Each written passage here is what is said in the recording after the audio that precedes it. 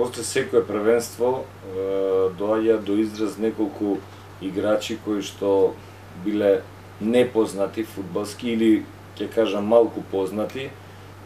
Така се случи на претходното светско првенство Хамес Родригес да блесне и уште десетина такви играчи кои што после завршување на светското првенство најдобрите светски и европски клубови одма испратија понуди до нив. И јас очекувам и на ова светско првенство да дојдат некои играчи кои што не биле во фокусот на вниманието као најголеми звезди. Меѓутоа ова е убав момент и се надевам дека освен Роналдо, Меси и уште неколку што се познати фудбалери од репрезентацијава на Шпанија, на Аргентина, дека ќе има и други играчи.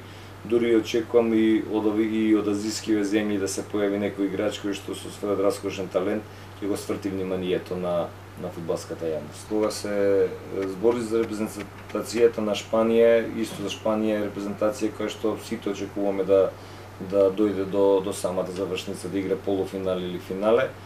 Сега не знам колку ќе влијае, сигурно ќе има влијание тоа што се го промени на селекторот.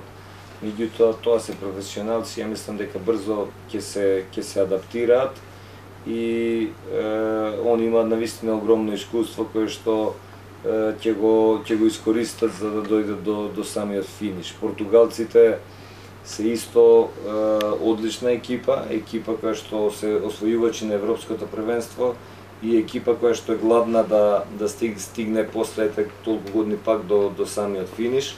Ја мислам дека они имаат навистина квалитетна и добра репрезентација со предводник Роналдо, меѓутоа имаат и други играчи кои што можат навистина да помогнат во тоа да дојдат они до ајде да не кажам до финале, меѓутоа до завршницата.